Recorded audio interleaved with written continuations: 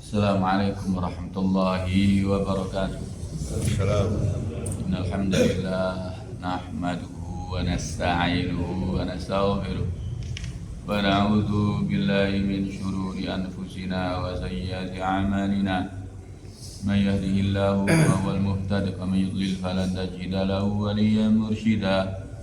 Wa asyhadu an la ilaha illallah wahdahu la syarika lah. Asyhadu anna Muhammadan abduhu wa rasuluhu la nabiyya wa la rasula ba'dah. Allahumma salli wa sallim wa barik wa an'am ala nabiyyina Muhammadin wa ala alihi wa sahbihi wa sallim.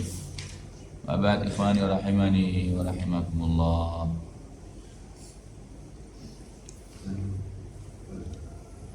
Kita lanjutkan hadis yang ke 883.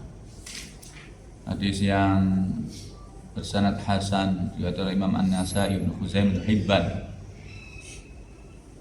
Ibnu Hibban meriwayatkan dalam sahihnya an Abi Hurairah radhiyallahu anhu annahu qala qala Rasulullah sallallahu alaihi wasallam sabaqa dirhamun mi'ata alfi dirham sabaqa dirhamun mi'ata alfi dirham faqala rajul wa kaifa dhaka ya Rasulullah wa kaifa dhaka ya Rasulullah qala rajulun lahu malun katsir akhadha min 'urdihi mi'ata alfi dirhamin tasaddaq biha wa rajulun laysa lahu illa dirhaman fa akhadha ahadahuma fatasaddaqa bih. Dari Abu Hurairah radhiyallahu anhu,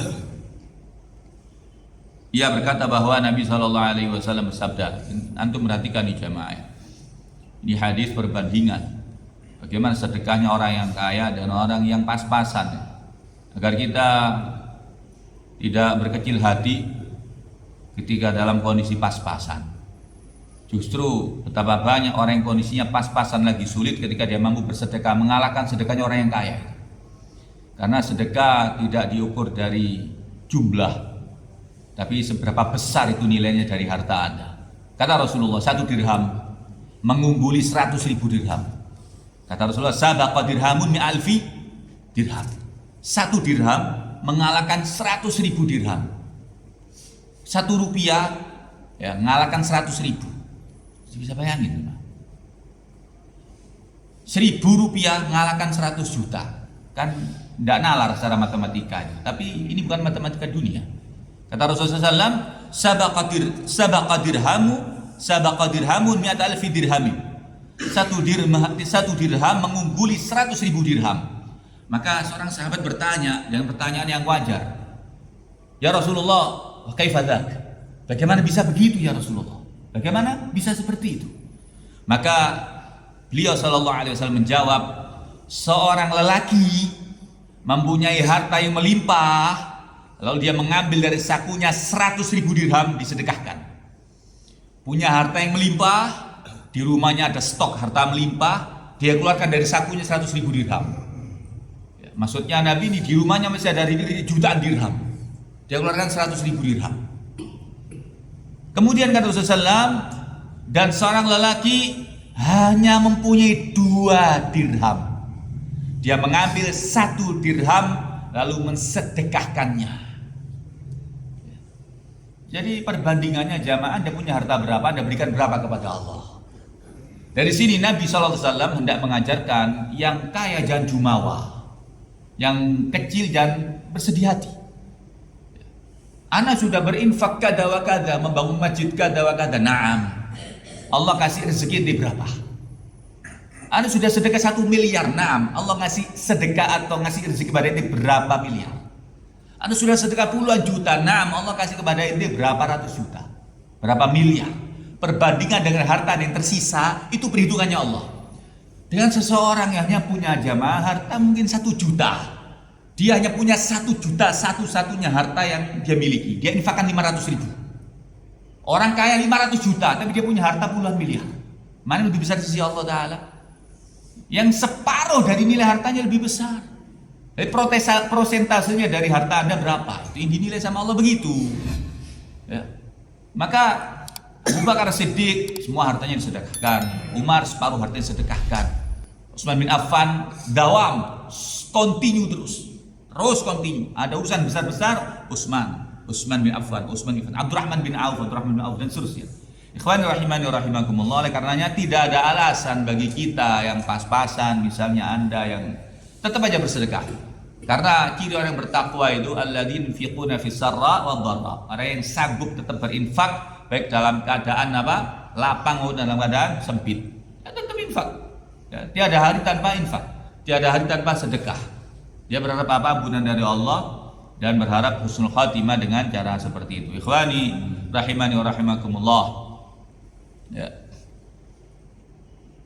Hadis yang sahih an Ummu Bujayyid radhiyallahu anhuma annaha qalat ya Rasulullah innal miskin la yaqumu ala babi fama ajidu lahu syai'an utihi iyyah faqala laha Rasulullah sallallahu alaihi wasallam illam tajid illa dhilfan muhraqa fadfa'ihi ilayhi fi yadihi rawahu Tirmizi wa Ibnu Khuzaimah bi sanadin sahih. Dari Ummu Bujayyid radhiyallahu anha, ia berkata, ya Rasulullah, orang miskin terkenal, ketahui bahwa dia memang miskin, berdiri di pintu rumahku. La yaqumu ala babi, dia berdiri di pintu rumahku, tetapi aku tidak mempunyai apapun yang bisa aku berikan kepadanya. Maka Rasulullah SAW bersabda kepadanya, jika kamu tidak mempunyai apapun kecuali hanya telapak kaki, kekil jamaah sikile kambing, bahkan telapak kakinya saja yang dibakar itu, maka berikanlah ia kepadanya. Ini kinayah kiasan. Usahakan kalau ada memang orang miskin yang berdiri di depan pintu kita meminta pertolongan, minta bantuan, beri. Miskin ya, bukan profesi ya. Kita jangan salah menilai. Ada beberapa orang profesi, dia punya sawah di kampungnya sana, ya, dia punya harta di kampungnya sana, kemudian dia profesinya memang begitu, masih muda, tidak dikatakan miskin dia, stok makanan masih banyak. Bahkan dari hasil profesinya itu banyak dia, lebih kaya dari orang yang diminta. Nah, berapa banyak orang-orang yang profesi itu rumahnya sudah rumah sederhana, nggak punya apa-apa, digedori, ya, diminta. Dan bukan seperti itu. Maksudnya Nabi dalam hadis ini orang yang betul-betul miskin, yang kita tahu bahwa dia memang orang perlu ditolong. Ketika datang ke rumah Anda, usahakan Anda bisa memberi apapun yang bisa diberi, walaupun yang sekedar kata Nabi telapak kaki kambing yang sudah dibakar itu. Ikhwani rahimani wa rahimakumullah. Bagaimana Nabi SAW mendidik kita semuanya agar menjadi orang hamba-hamba yang banyak sedekah, banyak loman. Karena apa? Untuk kebaikan kita sendiri jamaah. Untuk kebaikan kita sendiri. Karena hisab yang berat di yaumul qiyamah itu termasuk adalah hisab tentang harta. Dua pertanyaan, dari mana didapatkannya dan kemudian dipergunakan untuk apa? La yazalu qadama 'abdin ya yaumil qiyamati inda rabbi illa yas'alu an arba', atau kama qala Rasulullah sallallahu, tidak akan bergeser kaki seorang hamba di hari kiamat kelak kecuali ditanya apa? Sebelum ditanya empat hal. Salah satunya adalah tentang harta, dari mana ia dapatkan dan untuk apa. Ini penting sekali. Hisab harta sangatlah menakutkan, sehingga dalam hadis yang sahih ketika orang miskin itu ya, miskin masuk surga yang terakhir, orang miskin yang terakhir masuk surga itu lama menunggu 500 tahun bagi, kemudian ada orang yang kaya yang beriman baru masuk. Ya, ini beriman ya, bukan beriman. Orang kaya yang baru masuk. Selisih 500 tahun antara orang yang miskin yang terakhir masuk surga dan orang yang kaya yang pertama masuk surga. Anda bayangin. Ini hadis dari Nabi, hadis yang sahih. Karena apa? Hisabnya lama, jamaah, hisabnya lama. Maka betapa indahnya kehidupan Syekh Sulaiman Ar-Rajahi itu, pemilik kebun terbesar di Arab Saudi. Dia membangun masjid Khadijah, kalau saya tidak salah, masjid ketiga terbesar di Arab Saudi. Dia bangun sendiri dengan uangnya. Kalau Ramadan, semua hasil kebunnya fisabilillah untuk orang yang berbuka puasa. Hidumno. Dan saya mendapatkan fadilahnya jemaah. Saya mendapatkan fadilah. Dia punya muassasah, punya yayasan, menghajikan setiap tahun 1.000 orang. Ada bayangin? Seluruh dunia. Indonesia kejahatan berapa ratus itu ya kuotanya. Dia cari orang yang dai, pengajar Quran, ya, orang yang ahli masjid, muadzin yang tidak mampu haji, dihajikan. Setiap tahun 1.000 orang dihajikan. Syekh Sulaiman Ar-Rajahi. Dia masuk ke Forbes 20 urutan ke-20 orang terkaya di dunia. Namun dia kemudian rahimahullah sudah meninggal. Waktu dia sudah pengelola dengan baik keuangannya, sosialnya tingkat tinggi. Bahkan dia punya bank Rajahi di Saudi, satu-satunya bank yang anti riba. Ya, Rajahi. Kemudian dia waktu akhir-akhir hayatnya semua uangnya dilepas. Dia berkata, tinggal hanya baju yang melengket di badanku ini. Semuanya dilepas, diberikan kepada anaknya untuk apa? Untuk yayasannya dikembangkan.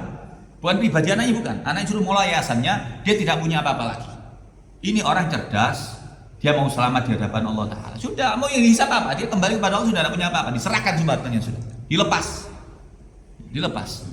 Oleh karenanya, fitnatu ummati, fitnatul mal. Ujian bagi umatku yang berat termasuk adalah ujian harta. Oleh karenanya, cerdas-cerdaslah dalam mengelola harta, gunakan di jalan Allah, pasti Anda akan beruntung, pasti Anda beruntung. Bagaimana peringatan Nabi terhadap Abdurrahman bin Auf? Kau melewati sirat ya Abdurrahman dengan cara merangkak. Kurang loman apa Abdurrahman bin Auf, jemaah. Sudah diomongin sama Nabi dengan cara merangkak. Gemeter dengar ucapan Nabi begitu, kemudian dia pulang ke rumah, diinfakkan hartanya. Itulah cara Nabi bagaimana mendidik para sahabatnya. Ya, Ustaz ini meden-medeni, Nabi meden-medeni, enggak. Manusia kalau tidak ditakuti jamaah itu biasanya mokong, lupa daratan. Makanya betapa banyak Nabi mengatakan ittaqun nar, takutlah kalian dengan masuk neraka walau bisyikki tamrah, walau kalian harus berinfak hanya sekedar punya satu kurma, kalian infakkan separuhnya, sedekahkan separuhnya.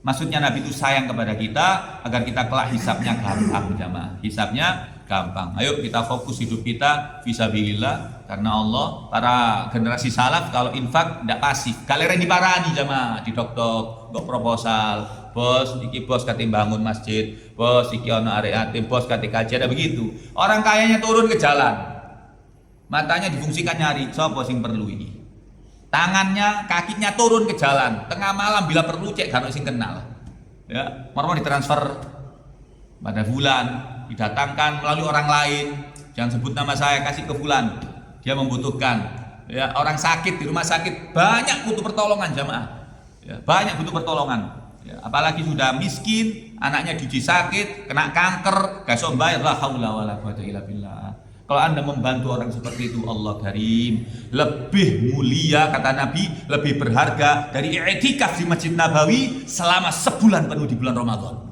Nabi yang ngomong, hadisnya sahih. Kata Nabi apa? Aku lebih senang turun ya, menyelesaikan hajat seorang muslim sampai selesai, bung lunasi hutangnya, bung biayai rumah sakit sampai selesai, lebih aku cintai, lebih aku sukai kata Nabi daripada aku harus beriktikaf di masjidku ini selama 1 bulan penuh. Maknanya apa? Ibadah itu tidak ngurus awak dewi juga. Orang yang paling sulit itu mensolehkan orang lain. Kalau mensolehkan diri sendiri, insya Allah semua mampu. Bisa masjid, baca Quran, itu keafdalan, ya zikir. Tapi bagaimana Anda bisa mensolehkan orang lain? Orang lain, memanfaatkan, bisa memberikan manfaat kepada orang lain. Barakallahu fiikum, aqulu qouli hadza wa astaghfirullah li wa lakum kafaratul majlis. Subhanakallahumma bihamdik, asyhadu an la ilaha illa anta astaghfiruka wa atubu ilaik. Jazakumullahu khair. Assalamualaikum warahmatullahi wabarakatuh.